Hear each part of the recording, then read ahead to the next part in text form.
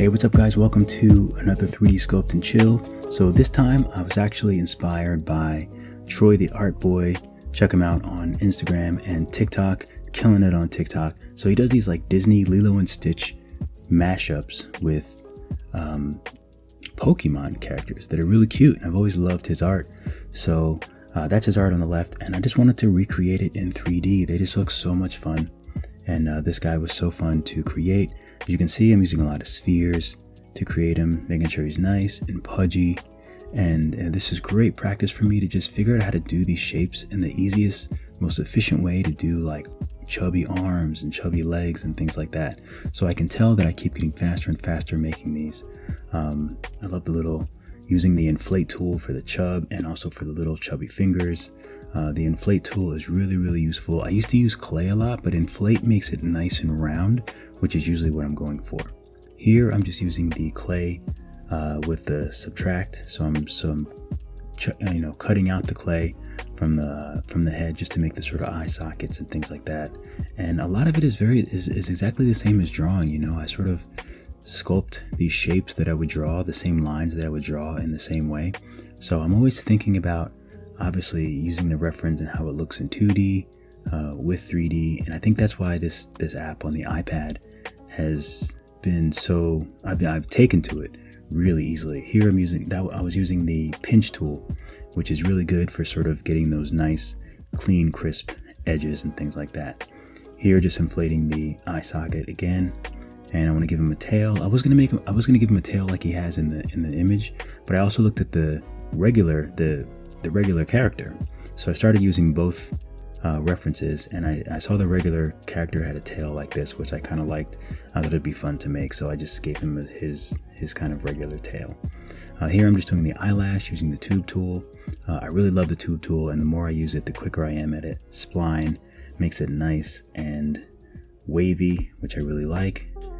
And here I'm just using what was that? That was the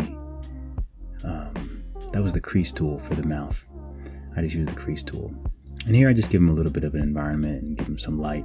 And I like to make him like a matte white before I color, because I like to save the image in like a matte white. I just think it looks nice.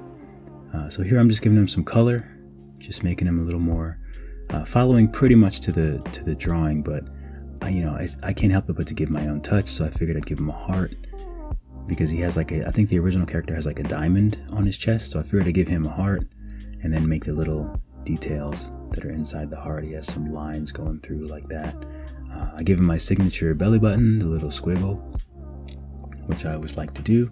And then he has some other diamonds on him, so I just figured I'd kind of draw them on his back. And I almost made two more, but I felt like the one diamond in the middle looked a little bit more aesthetic. It just felt better to me, so I give him little hearts, elbow pads, coloration. And here is almost like it's almost the same as the ambient occlusion, but I like to do it manually. I like to color in where the shadows would be, and sort of just using smooth with no intensity really smooths that out and makes it nice and soft. And here he's got these little silver tips on his feeties. I don't really know what they are, but that's what the character has. So I had to make sure I silvered them up a little bit, polish it off.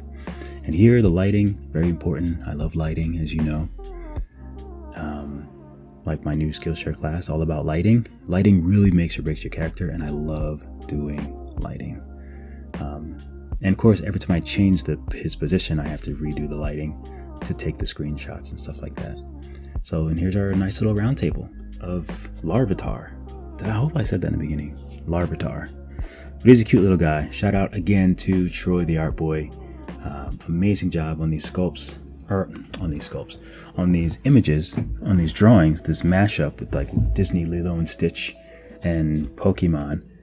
And here's my own touch. It was kind of fun to give my own touch to it. And I think I'm going to do a bunch more of these characters. So shout out to him, shout out to you guys. Keep drawing, keep sculpting, and make sure to check out my Skillshare course. It's all about learning Nomad Sculpt. I have about 4 or 5 courses now, but make sure you check out, if you want to get into 3D, and you have an iPad especially. I think you can use it on Android too, but I have an iPad. Nomad Sculpt on iPad is amazing. You can learn with me on Skillshare. Check it out. All right, see you guys in the next one.